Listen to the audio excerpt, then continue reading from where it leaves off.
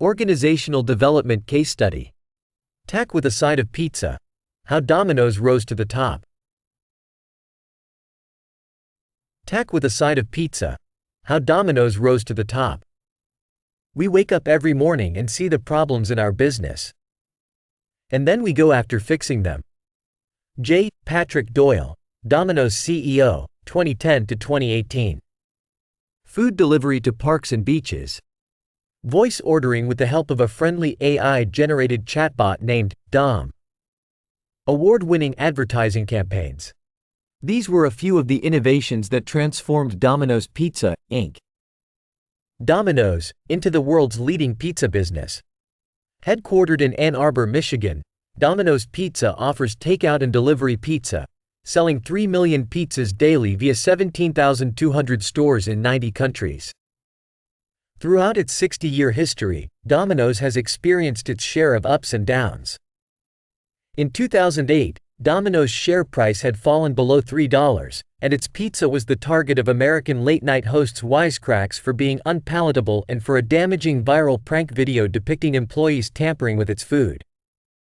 Using technology, marketing, and a focused execution strategy, Domino's executive team was able to turn the company around. Domino's thrived in 2021 as the world struggled with the pandemic. As one analyst suggested, pizza was the ultimate quarantine food. It travels well, can feed a whole family, and holds up as leftovers. Following years of technology investments and a fortressing expansion strategy, which clustered locations to minimize delivery times, pickup drives, Domino's was uniquely positioned to take advantage of growing demand. Domino's pioneered many ways to safely get food to its customers, including contactless delivery, where the pizza was left on a cardboard pedestal outside customers' homes, and contactless pickup, with the food placed directly in the customer's car. For the first 9 months of 2020, Domino's saw revenues increase by 12% and earnings increase by 25.8% in October 2020. Domino's share price hit an all-time high of $433.78. Despite strong 2020 results, the company still faced a host of challenges. The quick-service pizza market is mature and highly competitive. The rise of third-party delivery services has expanded food delivery options, making inroads into Domino's top-line growth rates. How did Domino's get from where it was in 2008 to its position as an industry leader today? What lessons could be learned from the company's dramatic turnaround? And, in light of competitive industry dynamics, what could Domino's do to sustain its success? Industry. The first appearance of pizza dates back to ancient Rome, but the origins of modern pizza were found in 18th-century Naples, Italy. During the late 1800s, 4 million immigrants from southern Italy arrived in the United States, bringing this traditional Italian peasant food with them. In 1905, Gennaro Lombardi, a baker from Naples, opened up the U.S.'s first pizza restaurant in Little Italy in New York City. 11 Pizza was brought into the mainstream in the 1940s when GIs stationed in Italy came home looking for the pizza they had discovered during World War II. The 1950s saw the rise of frozen pizza, and with the increased prevalence of cars, pizza delivery emerged in the 1960s. The post-World War II era also saw the rise of the fast food or quick-service restaurant (QSR) industry, dining businesses that provided food quickly and offered minimal, if any, table service.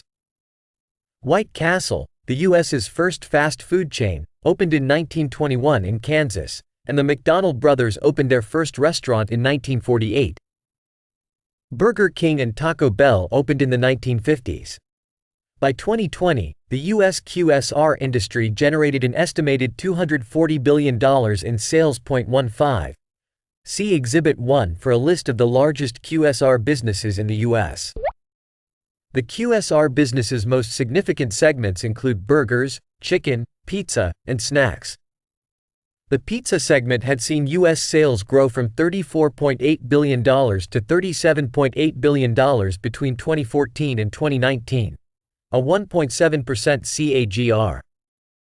16 By 2019, Americans consumed more than 3 billion pizzas annually. This included takeout, dine-in, and delivery pizza. In 2019, the delivery segment of the market generated $11 billion in sales, 29% of the total market. The carry-out segment generated $18.8 billion in sales. The four industry leaders, including Domino's, accounted for approximately 61% of the pizza delivery market and 51% of the carry-out segment. The other three were Pizza Hut, Papa John's, and Little Caesars Pizza. The pizza segment was the least consolidated of the primary QSR segments. The five leading burger chains comprised 80% of the market, and the five most prominent Mexican restaurants accounted for 70%. As of the end 2019. Pizza Hut had 18,703 units, 61% located internationally. Pizza Hut was the largest pizza company in the world based on several locations. The business generated $1 billion in revenues and $369 million in operating profit. 99% of units were franchised. Pizza Hut had been closing its dine-in stores in recent years due to poor performance 23 but still had significant exposure to the segment, particularly internationally. In 2020, 700 Pizza Hut units were closed globally, and more than 50% of closures were dine-in locations. Still, 36% of total units were dine-in. 24.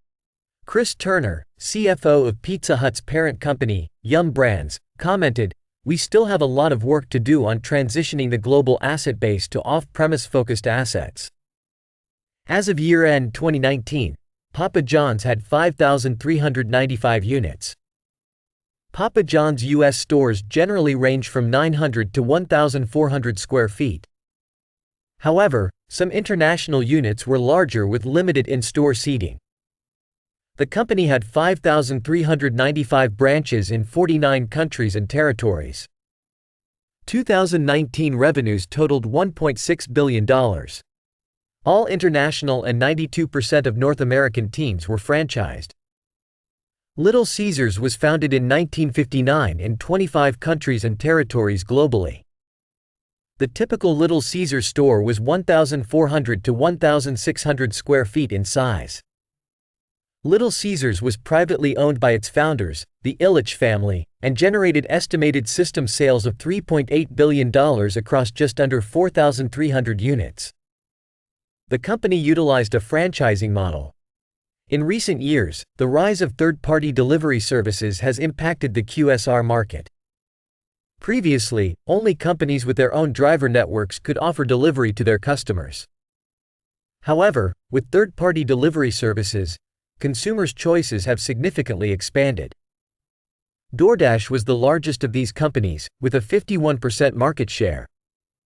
Uber Eats had a 23% market share, Grubhub 18%, and Postmates 7%. These companies had various regional strengths, e.g., Grubhub was strongest in the Northeast, and customers were generally not loyal to a particular service but regularly shifted between providers. Delivery services charged commission fees of approximately 25% of the sale value to restaurant customers. Despite the costs, many restaurants signed on as a way to grow their market share. Some restaurants signed exclusive deals with a single delivery provider, but most listed with multiple services. Pizza Hut, Papa John's, and Little Caesar utilized their own delivery drivers and were available via Grubhub 32 and DoorDash, arguing that these services provided access to a different demographic and helped them maximize sales during peak delivery times. However, Domino's eschewed all third-party services, sticking with its driver network. Rich Allison, named Domino's CEO in 2018, commented, "We're not going to do foolish things, in the short term in reaction. We're still very focused on our franchisees' profitability, first and foremost in our minds, and on generating great returns and free cash flow for our investors." Allison also argued that the third-party delivery model remained uncertain as many of these companies were offering free or subsidized delivery and losing money. Investors were willing to accept losses in the short term as these companies fought to win market share. "We don't know how that will shake out once consumers have to pay the full cost of that delivery because those fees are quite substantial, relative to the cost of the underlying food. "I think we also have not yet seen what will happen with the supply of restaurants on these platforms," he commented. However, third-party delivery will be eating into Domino's sales soon. One analyst estimated that 20% to 25% of Domino's sales were in markets where third-party delivery services were already present or expected to launch quickly, and in 2019, the company had revised down its same-store sales targets from 3 to 6% to 2 to 5% due to increased competition. Outside of the US, the QSR industry was characterized by relatively faster growth. The international QSR pizza segment was an estimated $100 billion, growing at 4% annually. Chains were expected to drive the bulk of this growth, and carry-out and delivery pizza were projected to grow faster than the overall segment. The international QSR pizza industry was similar in size to the quick-service burger and chicken segments. However, the pizza industry was relatively less dominated by chains. Outside the US, 27% of pizza units were part of a chain, compared with 53% of chicken units and 66% of burger units. Company history. In 1960, Tom and James Monahan borrowed $900 to buy Domino's, a pizza store in Ypsilanti, Michigan. Tom bought his brother's interest the following year and renamed the business Domino's. Because Little Caesar and other QSR businesses utilized a franchising model, sales from franchised units were not included in the company's revenues. Same-store sales growth is calculated, including only sales from stores that had sales in the prior year's comparable period. It is a standard industry statistic for measuring top-line growth. In 1967, the first Domino's franchise store was opened. 42 Monahan used a franchising model to grow the business. Franchisees were given the right to use the Domino's brand, in return for which the company collected royalties, calculated as a percentage of sales. By 1983, there were 1,000 Domino's stores. In response to the company's rapid growth, Monahan oversaw the construction of Domino's Farms, a new headquarters in Ann Arbor, Michigan, that measured nearly 1 million square feet. In 1984, Domino's famously advertised free pizza to customers if their order was not delivered in 30 minutes or less. The guarantee was only in place for a few years but was remembered long after. Domino's kept its menu simple and avoided too many new product launches. This was in contrast to competitors such as Pizza Hut, which viewed menu innovation such as the stuffed crust pizza as a critical tool for driving sales. In addition to pizza, Domino's offers chicken wings, salad, desserts, and bread. Doyle commented, "The standard playbook in the restaurant industry has been this constant flow of new products, most of which do not change your typical customer's experience." And longtime Domino's executive Russell J. Weiner added, "Fast food marketing is designed around the month's product with a price special. How good can your pizza be if you have to change it every month and if you have to price it differently every month?" By 1998, Domino's had grown to 6,000 stores. Monahan sold 93% of the company to Bain Capital for approximately $1 billion in a leveraged buyout and retired as CEO. 51 David Brandon, Domino's new CEO, overhauled the senior management team and revamped its store design. Domino's opened its first international store in Canada in 1983. In 2003, it had 2,500 stores outside the US. By 2004, Domino's was the leading pizza delivery company in the US, and the company completed an IPO amid a choppy equity market. Analysts touted Domino's established brand, simple and cost-efficient operating system, and improved profitability.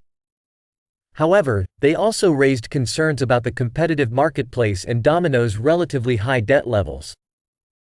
By this point, Domino's operated 3 business segments. Its U.S. stores segment consists of both franchised and company-owned stores. The company argued that directly owning and operating stores contributed to its ability to act as a credible franchisor. These stores were used for training and as test sites for technological innovation and promotions as well as operational improvements. Domino's average U.S. franchisee owned and operated 7 stores and had been in the Domino's system for more than 18 years.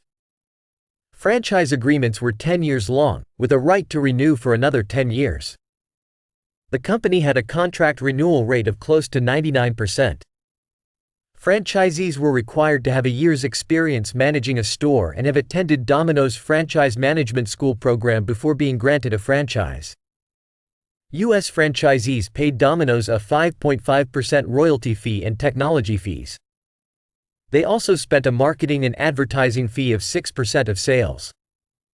Domino's National Advertising Fund Inc., a not-for-profit subsidiary, administered these aggregated advertising funds and used them to purchase advertising and conduct market research.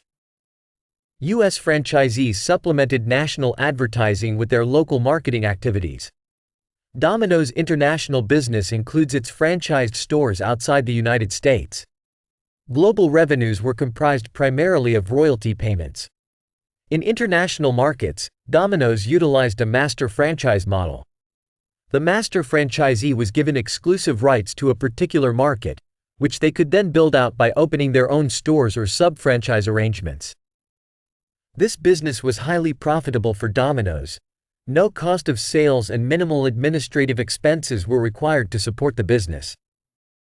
Allison explained, "The great thing about our business model outside the U.S. is we have international master franchisees. They're locally owned. They employ the local citizens, and we also buy almost all of our ingredients locally." Domino's third segment was its supply chain business. The company sold ingredients to all U.S. and some international stores. In the years that followed Domino's IPO, while its international business continued to grow, benefiting from less saturated markets, its U.S. business faltered. Part of this was industry-driven. Between 2003 and 2009, delivery pizza sales in the U.S. declined by 2.2%. Delivery pizza lost share to frozen pizza and other quick-service food chains, including burgers. The Great Recession of 2008-09 and the accompanying decline in consumer spending only added to the challenging operating environment. Major pizza chains responded by cutting prices. The competitive environment has heightened as consumers have hunkered down, explained Pizza Hut's marketing head, Brian Nickel. And one analyst commented, "In this environment, restaurant operators need to focus on traffic. If you're not getting the traffic, you don't have an opportunity to upsell." While Domino's had continued to lead the industry in low prices, Pizza Hut and Papa John's had tightened that gap. Domino's was also receiving poor feedback on the taste of its pizza. One customer survey had Domino's first place on price but tied for last in taste. 0.68. Domino's same-store sales turned negative in 2006, and the company's share price declined from its IPO price of $13.50 to $2.83 in late 2008. In 2004, Domino's generated $1.5 billion in revenues. By 2009, incomes had fallen slightly to $1.4 billion. See Exhibit 2 for Domino's share price performance through 2008. The turnaround, 2009 to 2011. As the U.S. emerged from recession, Domino's executives focused on turning the business around. Brandon commented, "We did a good job anticipating the U.S.'s economic downturn and cut costs before the economy weakened. We have been intensely focused on controlled overhead spending throughout the past 3 years. As a result, we are now in a position to invest in our business, our franchisees, our marketing, our technology, and expand our global footprint." In 2008, at the company's annual strategic planning meeting, Brandon and his team decided to rework the pizza recipe, which hadn't been done since the company was founded. Tweaks had been made along the way, and in the 1990s, the company moved from 8 slices to 10, but that was it. Doyle commented, "You can either use negative comments to get you down, or you can use them to excite you, energize your process, and make it a better pizza. We did the latter." Wiener explained the process. "We dissected our pizza, then reinvented it from the crust up. We tried scores of different sauces, cheeses, and doughs to improve each of them. In each case, the market research found that the new elements recorded double-digit improvements in terms of purchase intent. And we didn't stop there. While we knew which individual components tasted good, We had to make sure they worked together. I always say that two good-looking people can make an ugly baby. Ingredients that work well alone can fail in combination. So you have to make sure that all the elements taste superb together. Weiner worked with the company's advertising agent to develop a marketing campaign capitalizing on the new recipe. The ads showed consumers reacting negatively to the old Domino's pizza. One customer called it totally void of flavor. Those customers were later revisited with the new pizza, which received rave reviews. The ads featured the tagline, "Oh yes, we did." Domino's launched an "Oh yes, we did" page on its website featuring a documentary video that chronicled customer dissatisfaction with the old pizza through to the introduction of the new one. The site also had live feeds from Twitter and Facebook, with customers sharing their reactions to the fresh pizza. Ad Age called this campaign radical authenticity and argued that the honesty resonated with consumers. Doyle commented, "We've always been the best at delivery and been given credit for it by consumers. We've always been viewed as providing good value to the consumer. We were not given credit for great quality food." Domino's 2010 Pizza Turnaround campaign won the David Ogilvy Award for Excellence in Advertising. Technology was another piece of Domino's transformation. In late 2008, Domino's introduced a new point-of-sale (POS) system, Pulse. Pulse was a proprietary POS system that included touch-screen ordering, a delivery routing system to maximize efficiency, administrative and reporting functions, including inventory management and staff scheduling, and an online ordering system that included the pizza tracker and pizza builder, which allowed customers to personalize their online orders. All U.S. stores were required to utilize the Pulse system, and Domino's offered the system for sale to international franchises. The decision to require U.S. franchisees to purchase Domino's system was controversial. Some franchisees argued that they wanted the ability to select their system, and a number of them sued the company to maintain this right. They lost. In hindsight, Kevin Visconti, Chief Information Officer, argued that implementing Pulse across all stores was maybe the most important technology decision made in the last decade at Domino's. With a single system operating across the network, Domino's could seamlessly add new functionality and platforms in the future, rather than trying to make these add-ons work with multiple technologies. Domino's employees received training on all aspects of pizza preparation, from assembly to cooking in automated ovens to boxing to delivery. The order taking and pizza preparation process was designed to be completed in 12 to 15 minutes. Domino's Pizza Tracker allowed customers to enter their phone numbers into Domino's website and see exactly how close their pizza was to being delivered, a tool the company promised was accurate within 40 seconds. Domino's technology executive Chris McLaughlin explained, "We're filling that black box of uncertainty. Has my pizza been forgotten?" with information and entertainment.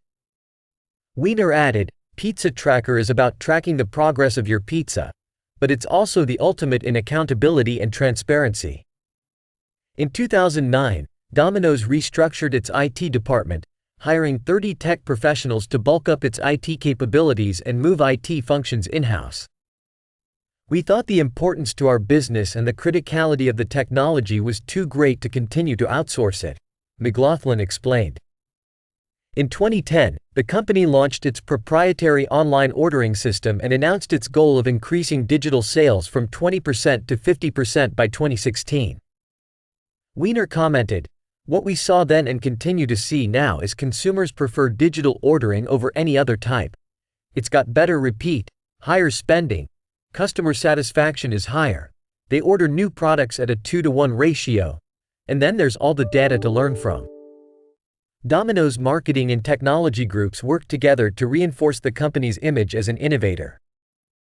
Dennis Maloney, Chief Digital Officer, explained, "The two groups work through everything. They spend a ton of time together. They're closely integrated and work hard to maintain that relationship." In 2011, Domino's introduced a line of artisan pizzas. These pizzas had higher-end ingredients such as spinach and feta and were sold for $7.99 for 2 pizzas. Doyle commented on the higher price point, good value is still required to bring consumers in. I don't think the economic pressure has eased, and you still have to be very careful about raising prices, but consumers are saying there is no value in poor quality food, no matter what the price is. Domino's also continued to focus on its international markets. In 2012, the number of international stores surpassed U.S. stores for the first time. The company estimated that it had only an 11% share of off-premise pizza sales outside the U.S., leaving significant opportunities for growth. In 2009, after 3 years of negative same-store sales in the U.S., Domino's saw same-store sales increase by 0.5%. In the first quarter of 2010, following the introduction of Domino's new pizza recipe, the company posted a record 14% same-store sales growth, and for the full year 2010, they increased by 9.9%. See Exhibit 3 for annual same-store sales data. Operating and gross margins also improved.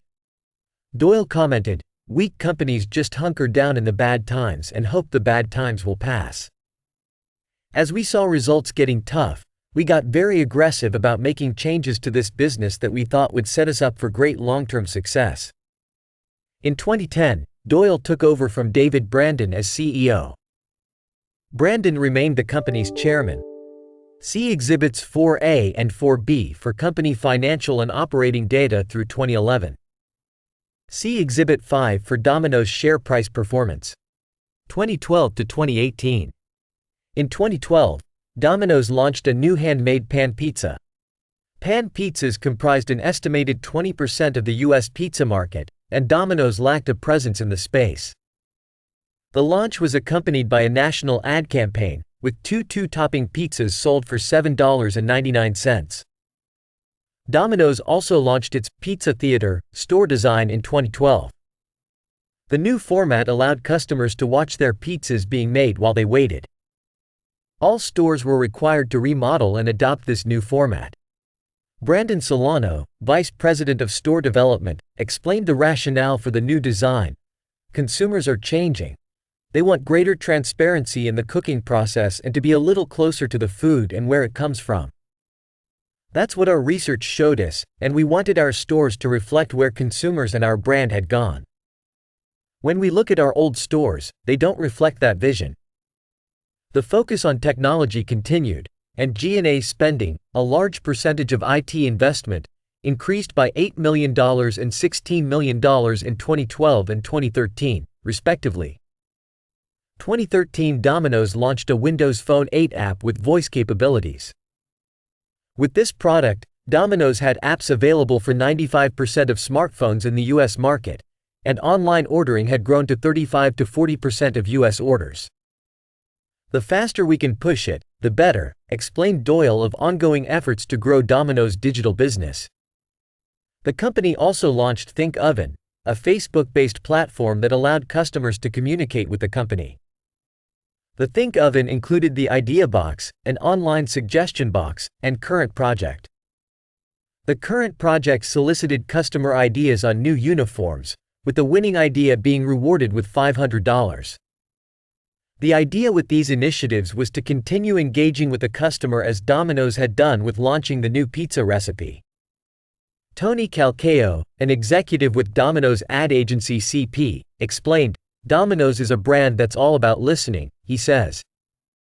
"When we launched Pizza Turnaround, we listened to our customers about how they felt about the pizza and changed it. We've tried to maintain that with every campaign." In 2013, Domino's launched Pizza Profiles.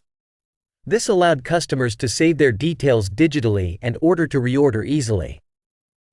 Wiener explained, "Profiles are the ultimate in easy ordering. You can order a pizza in 5 clicks or 30 seconds.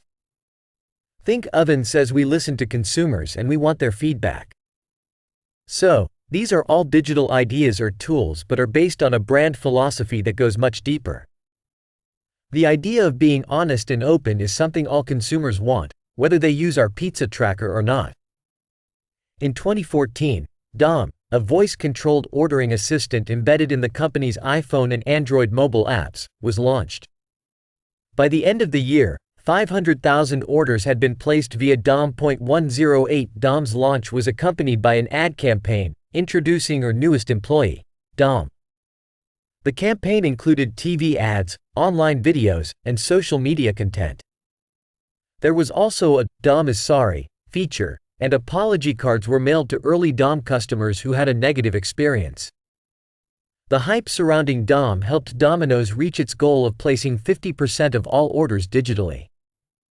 Maloney commented, "We're starting to think of ourselves as an e-commerce company that sells pizza. E-commerce companies move fast, launch stuff, and learn along the way." Domino's also launched Anywhere, a suite of tools that allowed customers to order from a wide range of platforms, including via text, smart TV, and smartwatches. A major advertising campaign accompanied the launch of Domino's Anywhere. A dedicated press release announced each new ordering channel, e.g., Twitter. One J.P. Morgan analyst described Domino's as a technology company disguised as a marketing company disguised as a pizza company. Another analyst commented, "We largely view the Anywhere platform as a marketing tool to maintain relevancy and generate new news, with limited sales mix likely generated from a tweet or Facebook message." With these new initiatives, Domino's marketing strategy was closely linked to its technology strategy. What technology and e-commerce allow you to do is make marketing decisions that are more informed by data. We do a lot of A/B testing, and while marketing still has a bit of that gut feel fluffy part, the digital side has allowed us to bring a lot more science to it. If we decide to change our homepage tomorrow, it's not just because I feel like doing it. It's because it's been A/B tested, and we know our franchisees will make more money because of it, explained Wiener. At a 2015 industry conference, Doyle described Domino's core beliefs as opportunity, hard work, inspired solutions, winning together, embracing community, and uncommon honesty. Doyle also highlighted the importance of encouraging employees to try new things. "It makes it much more fun to work for a company that is trying things, that is doing things. We love mistakes. It's an important part of moving the business forward." By 2015, 1/3 of the 200 employees based at Domino's headquarters worked in technology. Visconti explained that Domino's emergence as a tech-savvy brand was helping the company attract new talent. "Recruiting was a major challenge 3 years ago, and for the caliber of people we want, it'll probably always be a challenge. However, with the strength of our brand and our focus on technology innovation, we are now attracting the right people and in the right numbers." The Piece of the Pie Rewards loyalty program was launched in 2015. Customers who spent money at Domino's earned points that could be redeemed for free pizza. Members also received exclusive discounts. Members earned 10 points on online orders of over $10 to 60 points could be redeemed for a medium pizza. Domino's also launched the DXP in 2015, a customized delivery vehicle outfitted with an oven. In 2017, Domino's partnered with Ford Motor Company to pioneer driverless delivery vehicles. The companies conducted a pilot program, making 100 trips and surveying customers' opinions on the service. Driverless delivery would solve the company's ongoing challenges, labor shortages. Maloney explained, "We're struggling to find enough drivers. The minimum wage is going up. All that changes with an autonomous vehicle." Domino's announced a second partnership in the space in 2019 with Neuro, a startup founded by 2 ex-Google employees. By 2018, 60% of Domino's orders were digital. The company began offering Domino's delivery hotspots, allowing delivery to more than 150,000 non-traditional locations such as parks and beaches. "We know that delivery is all about convenience, and Domino's hotspots are all about flexible delivery options," explained Wiener. Domino's also continued to grow its store footprint. Outside the U.S., Domino's stores doubled between 2012 and 2018. Within the U.S., Domino's was focused on adding stores in existing markets, a strategy referred to as fortressing.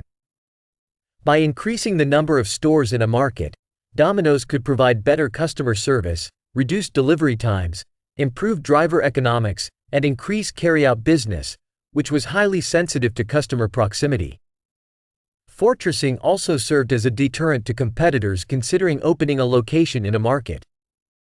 The downside was that fortressing could cannibalize existing store sales. Analysts pointed to the example of the sandwich chain Subway, which had aggressively built out stores to push out its rivals. However, the company did not see the necessary sales growth to support this expansion, and stores struggled and were closed. To demonstrate Domino's positive experience with fortressing, Wiener highlighted what happened when they added a fourth Domino location in Las Vegas. Despite the decline in the number of households served by each store revenues, profits, and customer service scores increased across all locations. Allison became CEO in 2018. He initially came from Bain & Company and served as Domino's International's president since 2014. Allison was committed to investing in technology, keeping critical functions in-house and outsourcing where it made strategic sense. Each time we look at technology, we look at all the options. We believe we have to own the core things of our business, like our point-of-sale systems and digital ordering capabilities. Still, there are other places, like autonomous delivery, where we'll go out and partner with someone like Nuro, for example, explained Allison. Domino's continued to produce acclaimed advertising campaigns. In the UK, the Official Food of Everything campaign positioned Domino's as a way to bring people together, to celebrate the big and the small or just every day. It works for everything, officially, explained one of Domino's ad agents. Another successful ad campaign was the Paving for Pizza program. Domino's encouraged customers to log on to its website and report potholes, which might prevent the pizza from being safely delivered. The company then awarded small cash to selected municipalities to help repair their roads. The campaign garnered lots of free publicity and some goodwill. As the mayor of Jackson, MI, stated, "The infrastructure concerns in Jackson match much of the infrastructure woes around the country as we have an aging and crumbling country. We are very grateful, and I encourage our citizens to support Domino's as well." In 2019, Domino's promoted its rewards program with a 3-month campaign that allowed customers to upload a picture of any pizza, even if it was not from Domino's, and earn 10 rewards points. Maloney explained that this was a new use of artificial intelligence, AI, for the company. The technology was able to identify if the picture taken was of a pizza, even if it is a homemade English muffin pizza, a pizza with a hot dog stuffed crust, or a high-end artisan pizza. It can even identify if it's a dog's squeaky pizza toy. Domino's also gained attention with its Instagram account. Rather than posting perfect snaps of its food, the feed was filled with more realistic shots. Maloney explained, "They're so real. They're imperfectly real. It's exactly what it looks like when you get one. Even if it is a little bit gooey, greasy, the packaging isn't perfect, and there's a bit of a burnt spot. That's the pizza you get. And that makes you think how good it was last time you had it." He added. 136 However, not all of Domino's ad campaigns worked well. A promotion in Russia promised a lifetime pizza supply featuring the company's logo to anyone willing to get a tattoo. The rise was meant to last 2 months but ended after only a few days due to overwhelming demand. Domino's today. By 2019, Domino's generated $3.6 billion in annual revenues, with nearly 17,000 stores in 90 countries. 138 Its U.S. stores segment consisted of 5,784 franchised stores, operated by 777 independent franchisees, and 342 company-owned stores. This business generated $1.27 billion, or 35% of 2019 revenues. Domino's international business was comprised of 10,894 franchise stores in 90 markets. This segment generated $241 million, or 7% of 2019 revenues. Domino's continued to utilize a master franchisee model internationally. Among its largest master franchisees were Jubilant FoodWorks, which operated 1,312 stores in India, UK-based Domino's Pizza Group plc, which employed 1,126 stores, and Domino's Pizza Enterprises Limited, the largest pizza chain in Australia, which operated 2,604 stores in 9 markets. In 2019, the average royalty fee paid by master franchisees was approximately 3.0%. Domino's supply chain business is comprised of 19 regional supply chain centers, 1 crust manufacturing center, 1 vegetable processing center, and 1 center that provides equipment and other supplies. The company also had facilities in Canada and leased a fleet of more than 800 vehicles. In 2019, this business generated $2.10 billion, or 58% of revenues. Domino's also earned fees from the sale of technology to its franchisees. Pulse was used by 99% of U.S. franchised stores and approximately 76% of international stores. During Domino's 2019 Investor Day, company executives highlighted how they believed the company was winning with customers, better tasting products, service, image, technology, loyalty, and advertising. They also pointed to their strategy for winning with their franchisees, a focus on franchisee profitability, at the center of everything we do, operational simplicity, growth in orders, and data-driven decision-making. While Domino's competitors were relying primarily on an increase in average ticket value to drive sales, Domino's top-line change had been caused by growth in the number of orders. Annual orders in the U.S. had increased from 140 million in 2008 to 310 million in 2017. Domino's opened the Innovation Garage in September 2019, a 33,000 square foot facility near its Ann Arbor headquarters. Employees across functions worked at the location to develop and test new concepts. The space housed 150 employees working in project teams. It's not an IT building. It's not a marketing building. It's not an operations building, explained Chief Technology Officer Kelly Garcia. He added, "Failure is okay here. We have to be willing to fail fast. We don't have 3 years to get something right. We need to work in months, not years." Inspired by the success of Dom, in 2019, Domino's piloted automated voice ordering, with customers who phoned in their orders dealing only with a bot. In 2019, Domino's U.S. carryout sales grew 8.1%, and CFO Jeff Lawrence described the business as on fire, adding, "It's what a big cross-section of our customers want. We're getting better at carryout every day that we focus on it," and saw a big surge in comp for carryout. Allison explained that fortressing was a vital driver of this business as location convenience was the #1 criterion, influencing consumer choice in carryout. Allison added, "So we're going to continue to build more units and get closer and closer to them."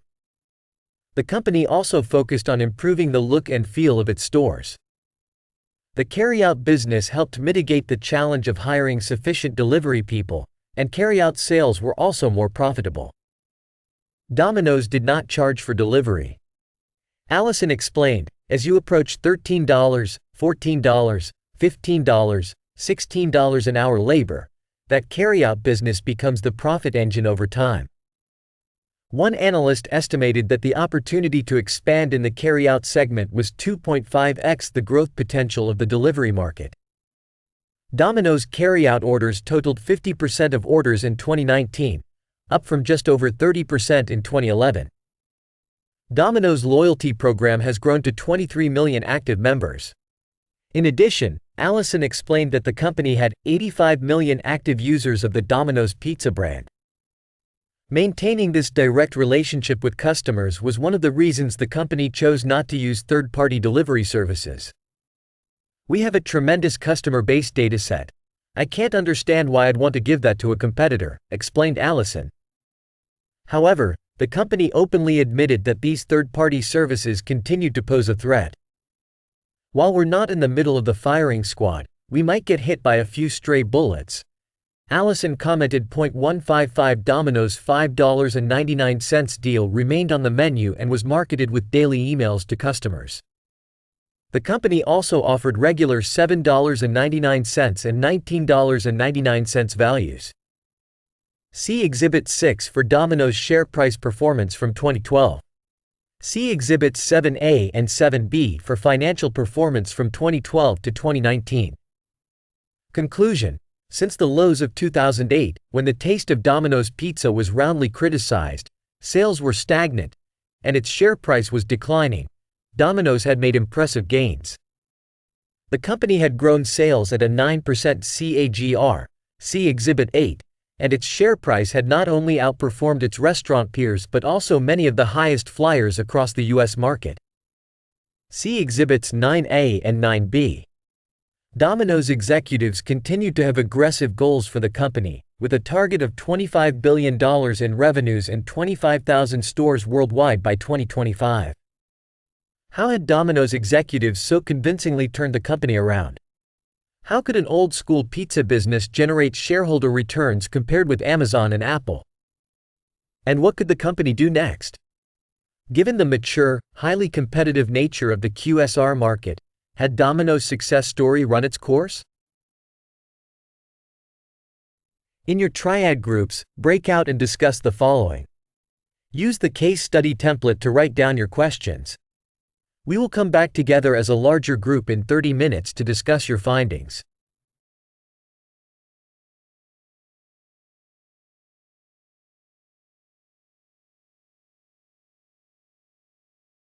Here are some advantages and disadvantages of Domino's. Advantages: around 14,800 stores, around 2.5 million pizzas sold daily, has a strong R&D department, strong brand identity and loyal customer base, strong track record of innovation and growth.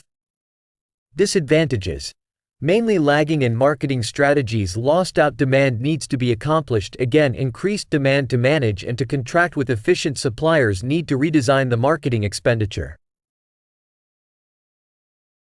Here are our summary and recommendations. There would be the combination of options to incorporate.